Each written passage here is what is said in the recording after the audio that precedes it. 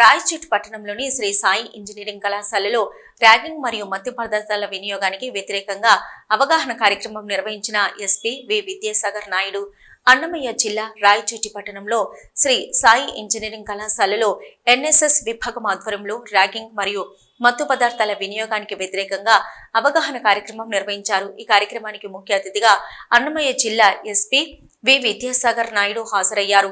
ఈ సందర్భంగా ఎస్పీ వి విద్యాసాగర్ నాయుడు మాట్లాడుతూ అండర్ గ్రాడ్యుయేట్ కళాశాలలో సీనియర్ విద్యార్థులు జూనియర్ విద్యార్థులతో స్నేహభావంగా మెలగాలని, ర్యాగింగ్ రహిత వాతావరణానికి ప్రతి ఒక్కరూ సహకరించాలని ఆయన సూచించారు. ర్యాగింగ్ కార్యక్రమాలకు పాల్పడితే పోలీస్ శాఖ కేసులు నమోదు చేసి తద్వారా యువత విద్య, ఉద్యోగ, ఉపాధి అవకాశాలకు శాశ్వతంగా దూరం అవుతారని ఆయన తెలియజేశారు. జూనియర్ మరియు సీనియర్ విద్యార్థులు కళాశాలలో సోదరభావంతో క్రమశిక్షణతో చదువుపై శ్రద్ధ కనపరిచి సమాజంలో గుర్తింపును సాధించి ఉన్నత స్థానాలను అధిరోహించాలని ఆయన వివరించారు. ఈ కార్యక్రమంలో ర్యాగింగ్ మరియు మత్తు పదార్థాల వినియోగానికి వ్యతిరేకంగా విద్యార్థుల చేత ప్రతిజ్ఞ చేయించారు.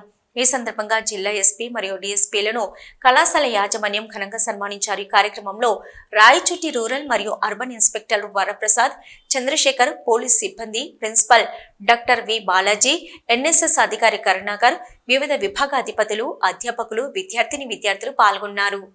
గౌరవనీయులు Shri Vidyasagar Naidu IPS superintendent of police Annamayya district, తర్వాత Shri Sai institute of technology assistant director గారు సుధాకర్ రెడ్డి, ప్రిన్సిపాల్ బాలాజీ, తర్వాత anti ragging cell coordinator Murali గారి అందరికీ కూడా నా ధన్యవాదాలు. తర్వాత ఇక్కడ హాజరైన స్టూడెంట్స్ అందరికీ కూడా నా శుభాభినందనలు. తర్వాత ఈరోజు ఈ యాంటీ ర్యాగింగ్ యాక్ట్ గురించి, తర్వాత డ్రగ్ అబ్యూస్ గురించి ఒక అవేర్నెస్ క్యాంప్ అనేది ఇక్కడ ఏర్పాటు చేయడం జరిగింది. దానికి గౌరవ ఎస్పీ గారు కూడా ఇన్వైట్ చేయడం అనేది చాలా సంతోషకరమైన విషయము. దీంట్లో ముఖ్యంగా ఏపీ ప్రొహిబిషన్ ర్యాగింగ్ యాక్ట్ సంబంధించి చాలా కఠినమైన శిక్షలు ఉన్నాయి దీంట్లో.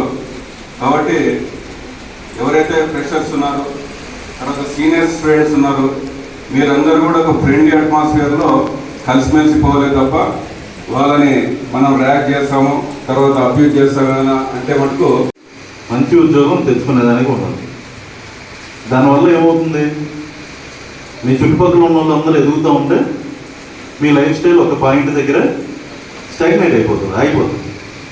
సో అందరం కూడా as a student level high aim అనేది ఉండాలి.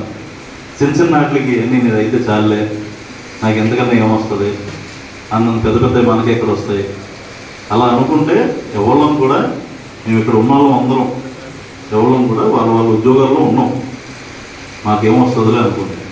కాబట్టి మీరందరూ మేమెంత కేపబుల్లో ఎగ్జామ్ రాసినప్పుడు మీరు అంతే కేపబుల్, మీలాగే కదా చదువుకున్నది. ఏమన్నా పుట్టుకతో ఎవరికైనా తెలివితేటలు వస్తాయా? రావు కదా, నేర్చుకుంటామే. ప్రతి ఒక్కళ్ళు ఒక్కొక్క ఫేజ్లో వాళ్ళ తెలివితేటలు పెంచుకుంటూ వెళ్ళవచ్చు. ఫర్ ఎగ్జాంపుల్, నేను ఇంటర్లో ఉన్నప్పుడు చాలా జాలీగా చదువుకున్నాను. మాకు పెద్ద ఎంసెట్లో పెద్ద ర్యాంకింగ్ కాదు నాకు. Okay, I didn't get a very good rank in EAMCET, but still I completed my graduation with a very good average.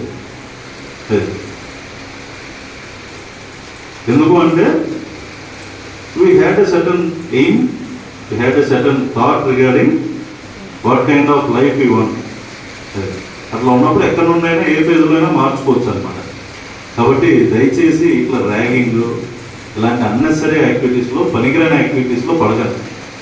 ఎందుకంటే దానివల్ల ఎవరికి యూజ్ ఏమి ఉండదు. At the end of the day దీనివల్ల నాకు ఏంటి అని ఆలోచించుకున్నారనుకో, ఒకటి రిస్క్,